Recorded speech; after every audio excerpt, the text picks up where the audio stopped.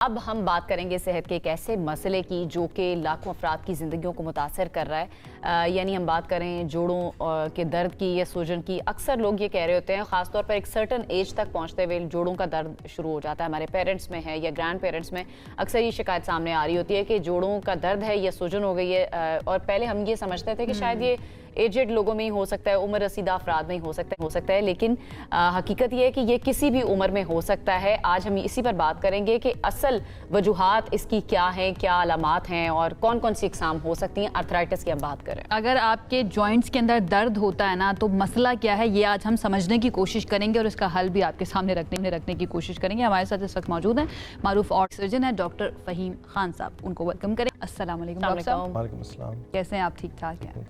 ये किन लोगों को जॉइंट पेन जो है ना, स्पेशली अगर हम नीज़ की बात करें, नीज़ में हमें ज़्यादा फील होता है, किन लोगों में ज़्यादा होता है ये आर्थराइटिस सोजिश जॉइंट को इसको हैं तो इसकी बहुत सारी फॉर्म्स। इसको मेनली अगर डिफ़ाइन करें या क्लासिफाई करें तो 3 फॉर्म्स: ऑस्टियोआर्थराइटिस, रूमेटॉइड आर्थराइटिस और गाउट। आपने हमें आसान अल्फाज में समझाना है। आसान अल्फाज में ये है कि जो ऑस्टियोआर्थराइटिस है वो एज रिलेटेड है। ओके, और वो बड़े जॉइंट्स में होती है। ठीक है। और वो जेनेटिकली प्रीडिस्पोजिशन उसकी ज़्यादा है। ठीक है। तभी इसको प्राइमरी ऑस्टियोआर्थराइटिस कहते हैं, क्योंकि इसकी कोई कॉज नहीं होती है सच। अच्छा। जो दूसरी फॉर्म है वो रूमेटॉइड आर्थराइटिस है। उसमें मेनली स्मॉल जॉइंट्स इफेक्ट होते हैं। उसमें सुबह में मॉर्निंग स्टिफनेस होती है स्मॉल जॉइंट्स में। और अगर ट्रीटमेंट नहीं करें तो उसमें डिफॉर्मिटी बहुत जल्दी आ जाती है और ये यंग एज में भी हो सकती है। और डिफॉर्मिटी किस शक्ल में आएगी? डिफॉर्मिटी जोड़ टेढ़ा होना शुरू हो जाएगा, हाथ उंगलियां टेढ़ी होना शुरू हो जाएगी। ओके, ठीक है। और आजकल मॉडर्न ट्रीटमेंट आ गई है इसकी, जिससे वो आप अगर पहले से शुरू कर लें ट्रीटमेंट तो आपको ये डिफॉर्मिटीज़ नहीं होती हैं। अच्छा, सिम्टम्स के बारे में थोड़ा सा बता दें। ये जितनी भी टाइप्स आपने बताई हैं, इन सब के सिम्टम्स अलग अलग हैं या एक ही तरह के सिम्टम्स शो हो रहे हैं? सिम्टम्स अलग अलग हैं। फॉर एग्जांपल जैसे गाउट भी एक फॉर्म है इसकी। तो गाउट में यूरिक एसिड ज़्यादा होगा, यूरेट क्रिस्टल बनेगा जॉइंट में, जिसकी वजह से सडन इन्फ्लेमेशन होगी, सडन पेन होगा। सही है। तो वो ज़्यादातर फुट को अफेक्ट करेगा। मेनली जो हमें जो पॉपुलेशन में कॉमन आर्थराइटिस है वो ऑस्टियोआर्थराइटिस है। वो बेसिकली बनती है बिकॉज जैसे जैसे एज ज़्यादा होती है वेयर एंड टेयर होगा। और जॉइंट पे लोड ज़्यादा होगा। अब अगर आपकी ओबेसिटी है, वज़न ज़्यादा है, तो जिस तरह आप एक जो सिंपल फार्मूला है कि stress is equal to force divide by area, तो अगर फोर्स ज़्यादा है, वज़न ज़्यादा है, तो स्ट्रेस ज़्यादा हो जाएगा, वेयर एंड टेयर ज़्यादा हो जाएगा। वेट का मसला हो तो वेट का मसला उसे भी है। अगर हम एक्सरसाइज नहीं करते हैं, इसके लिए लाइट एक्सरसाइज। तो क्या अदाद शुमार हैं पाकिस्तान में इस वक्त? पाकिस्तान कहाँ पर स्टैंड कर रहा है? कितने पेशेंट्स हैं इस वक्त? तो ये बहुत प्रेवलेंट है हमारी सोसाइटी में स्पेशली। ठीक है। मैं जब इंग्लैंड आयरलैंड में काम करता था तो अगर 10 पेशेंट्स आते थे, उनमें 50% हिप्स होती थी, 50% नीज़ होती थी। ठीक है। यहाँ पर जब 10 पेशेंट आते हैं उसमें 90% नीज़ होती हैं और 10% हिप्स होती हैं। तो the reason why we have more knees इसके जेनेटिक प्रीडिस्पोजिशन की वजह से। ठीक है। और उस वजह से यहाँ पे अर्ली आर्थराइटिस भी ज़्यादा है। आपको 40 इयर्स की एज में लोग आते हैं और काफ़ी सारी डिफॉर्मिटी के साथ आते हैं। क्योंकि लोगों को अवेयरनेस नहीं है, इसलिए लोग आते हैं बहुत सारी डिफॉर्मिटी लेके आते हैं, अर्ली नहीं आते हैं। ये ना डॉक्टर साहब, हम जब तक वो ज़्यादा मसला ख़राब ना हो जाए ना, तब तक हम डॉक्टर के पास जाते नहीं हैं। प्रिवेंटिव मेजर्स हम क्या ले सकते हैं इसके लिए? तो प्रिवेंटिव मेजर्स अगर आपको अर्ली एज में अगर आपको पता चले कि है, तो जैसे मैंने बताया, वेट रिड्यूस करें, एक्सरसाइज शुरू करें, जिसमें walk, light impact exercise, swimming.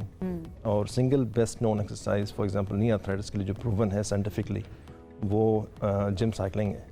अच्छा। जिससे आपके मसल स्ट्रांग होते हैं। Okay. अक्सर आपने देखा होगा लोग नीज को एक कवर लगा देते हैं, किया हुआ होता है। तो उसका टेम्पररी इफेक्ट तो आएगा क्योंकि वो गर्म हो जाता है, आपको थोड़ा सा अच्छा लगता है, लेकिन लॉन्ग टर्म में बिकॉज आपने एक प्रेशर लगाया हुआ है, आपकी मसल्स का जो ऑक्सीजनेशन है वो कम हो रही है और उसकी वजह से वो वीक होते हैं और फिर उससे पेन और ज़्यादा बढ़ता है। अच्छा, और भी एक्सरसाइजेज हैं जो आप लोग रेकमेंड करते हैं इस तरह के पेशेंट्स को, जो घर पे बैठ के कर सकें या फिर रेकमेंड कर सकें किसी फिजियो के पास? क्योंकि नमाज पढ़ने में भी लोगों को चूंकि जॉइंट का यहाँ पर प्रॉब्लम है तो झुकने में मसला हो रहा होता है। ये अब डिपेंड करेगा ना आर्थराइटिस किस ग्रेड की है।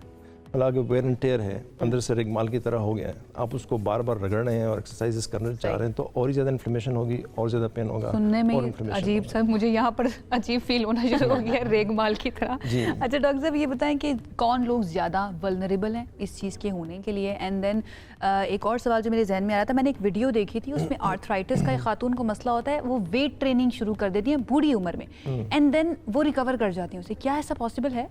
तो अगर अर्ली आर्थराइटिस है, उसमें आप एक्सरसाइज कर सकते हैं, आप वज़न कम कर सकते हैं, उसमें आपको काफ़ी इम्प्रूवमेंट आएगी सिम्टम्स में।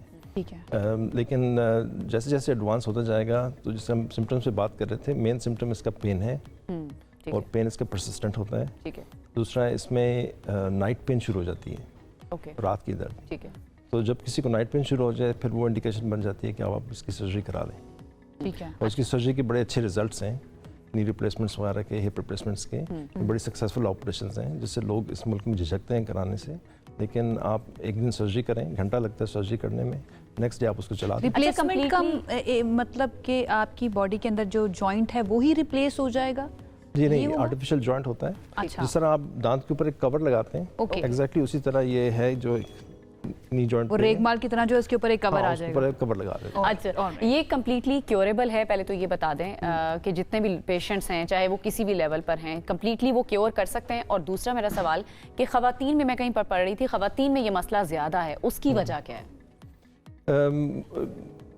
क्योर कम्प्लीटली तो इसका नहीं हो सकता है। अगर हम ऑस्टियोआर्थराइटिस की बात कर रहे हैं, तो वो जैसे मैंने बताया आपको, अगर आपको अर्ली है, ये हो सकता है आपकी सारी ज़िंदगी गुजर जाए और वो एक अर्ली स्टेज में ही रहे, एडवांस ही नहीं बढ़े हो। ना। लेकिन बाज़ लोगों को अगर एक्सेलरेशन आएगी, तो ये भी हो सकता है कि वो 1-2 साल के अंदर अंदर आ जाएँ और काफ़ी एडवांस आर्थराइटिस के साथ आ जाएँ, जिसमें जोड़ बिल्कुल बैठ गया और डिफॉर्मिटी भी शुरू होगी। ठीक है, ख़वातीन में क्यों ज़्यादा? ख़वातीन में इसलिए कि वो अगर न्यूट्रिशनली अगर चैलेंज्ड हैं और ऑस्टियोपोरोसिस जल्दी सेटन हो जाती है, तो बोन्स थोड़ी सॉफ्ट होती हैं, उससे डिफॉर्मिटीज़ जल्दी आ जाती हैं। खातन की वेयर एंड टेयर भी तो Wear ज़्यादा and tear होती है ना, ज़्यादा। बेचारी काम भी तो इतना करना पड़ता है उनको घर के अंदर। अच्छा डॉक्टर साहब, ये बता दीजिए, डाइट स्पेशली इससे बचने के लिए, आर्थराइटिस से बचने के लिए, जिनको हो चुका है उनको क्या लेनी चाहिए, और इससे बचने के लिए फिर हमारी डाइट के अंदर क्या क्या बैलेंस क्या होना चाहिए? तो डाइट में, जैसे अब गाउट की बात मैं कर रहा था, तो उसमें रेड मीट, सी फूड और जैसे कुछ दालें, बेसिकली वो चीज़ें जिससे यूरिया बढ़ता यूरिक है, एसिड का उससे आपको अवॉइड करें। और अदरवाइज एक हेल्दी वाइट मीट बैलेंस, ले सकते हैं? वाइट मीट ले सकते हैं। ठीक है। अदरवाइज हेल्दी बैलेंस डाइट होनी चाहिए, जिसमें प्रोटीन हो, कैल्शियम, विटामिन डी हो, ओमेगा 3 हो, इससे आपको अच्छा वो आएगा। अच्छा हो सकता है, बिल्कुल ठीक है। Thank you so much doctor very Faheem हमारे साथ मौजूद थे और हमारे सारे सवालों के से जवाब जो है ना उन्होंने हमें दे दिए हैं। जनाब अपना बहुत ज़्यादा ख्याल रखिए। अगर आपको सिम्टम्स नहीं है, एक्सरसाइज तो देखो सबको ही करनी चाहिए ना, लेकिन अगर आपको आर्थराइटिस का भी मसला शुरू हो चुका है, तो उसमें भी बहुत ज़रूरी है कि आप एक्सरसाइज करें, साइकिलिंग करें, अपनी साइकिलिंग करें, अपनी डाइट का बहुत ज़्यादा ख्याल रखें और बैलेंस डाइट। बात सारी आपके लाइफस्टाइल के ऊपर आ जाती है। जब भी हम सेहत की कोई किसी बात भी करते मसले हैं ना, पे शुरू करें, हाँ। एंड पे हम ये बात कर रहे होते हैं। लाइफस्टाइल आपका ठीक है ना, तो आप ठीक रहेंगे, ये बड़ा ज़रूरी है। अपना ख्याल रखना बड़ा ज़रूरी है। वैसे भी मुझे लगता है ये हमारा मजहबी फरीज़ा है। Once again thank you so much doctor.